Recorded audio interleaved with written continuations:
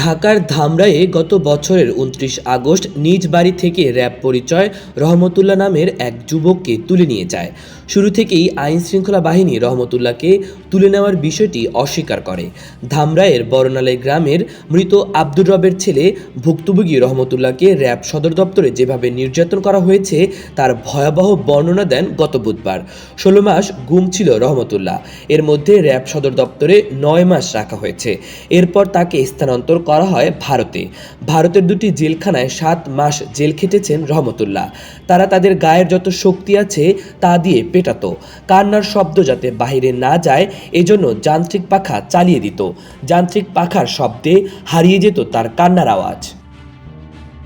রহমতুল্লাহ নির্যাতনের বর্ণনা করতে গিয়ে বলেন, ২০২৩ সালের ২৯ আগস্ট মধ্যরাতে র্যাবের গাড়িতে তোলার পরই তাকে হাত করা ও মাথা থেকে শুরু করে গলা পর্যন্ত টুপি পরিয়ে দেওয়া হয়।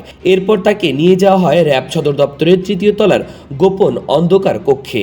কক্ষটি ৪ ফুট লম্বা ও ৩ ফুট পাশে। এর ভেতরেই রয়েছে টয়লেট। সেখানে জামাকাপড় পরিবর্তন করে র্যাবের দেওয়া লুঙ্গি গেঞ্জি পরানো হয়। এরপর টুপি খুলে জিন্সের কাপড় দিয়ে চোখ বেঁধে ফেলা হয়। এভাবে ৩ দিন রাখার পর তাকে জিজ্ঞাসাবাদ শুরু করে। তাকে বলে, তুই তো দেশ বিরোধী, সরকার বিরোধী ও ভারত বিরোধী ভিডিও সামাজিক যোগাযোগ মাধ্যমে ছাড়িস। একথা বলেই তাকে কিল ঘুষি লাথি মারতে থাকে।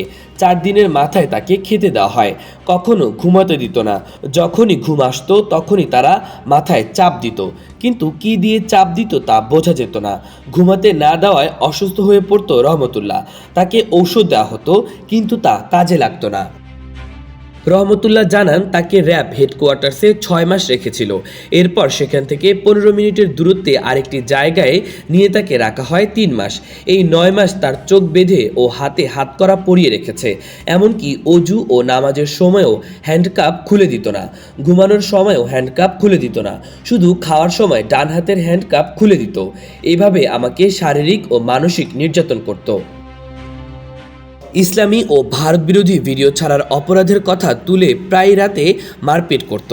এছাড়া মাঝে মধ্যে শুনতে পেতাম কে যেন বলছে, রহমতুল্লাহ তুই সন্ত্রাসী, তোকে আজকে মেরে ফেলা হবে। এভাবেই রহমতুল্লাহর ৯ মাস কেটেছে র্যাবের হেফাজতে। একদিন র্যাব তাকে হ্যান্ডকাপ ও মাথা থেকে গলা পর্যন্ত টুপি পরিয়ে একটি হায়েস গাড়িতে যশোর নিয়ে যায়। সেখান থেকে মোটরসাইকেল ও ইজিবাইকে চড়িয়ে বনগাঁও বর্ডার পার করিয়ে দেয়। এ সময় তারা ভারতীয় ১,০০০ টাকাও দেয় তাকে। বনগাঁও এলাকায় ৪ দিন রাস্তায় রাস্তায় ঘোরার পর ওই দেশের পুলিশ তাকে আটক করে। এরপর বিনা পাসপোর্টে ওই দেশে যাওয়ার অপরাধে আদালতের মাধ্যমে তাকে প্রথমে বনগাঁও জেল হাজতে প্রেরণ করে। তাকে বনগাঁও জেলখানায় ৩ মাস, এরপর দমদম জেলখানায় রাখা হয় ৪ মাস। দুটি জেলখানায় অধিকাংশ দিনই পানি খেয়ে থাকতে হতো। জেলে থাকার মেয়াদ শেষ হওয়ার পর জেল পুলিশ তাকে ভারতের বিএসএফ এর হাতে তুলে দেয়। এরপর তারা ২০ ডিসেম্বর বর্ডার পার করে দেয়। গত ২১ ডিসেম্বর পরিবারের কাছে খবর আসে, জীবিত অবস্থায় পুলিশের কাছে রয়েছেন রহমতুল্লাহ। তাকে তার বড় ভাই ওবায়দুল্লাহ ও ভগ্নিপতি মশিউর রহমান চাঁপাইনবাবগঞ্জ জেলার গোমস্তাপুর উপজেলার রহনপুর পুলিশ তদন্ত কেন্দ্র থেকে বুঝে নিয়ে নিজ বাড়িতে ফেরেন রহমতুল্লাহ। মাহবুবুর রহমান ইমন, আমার দেশ।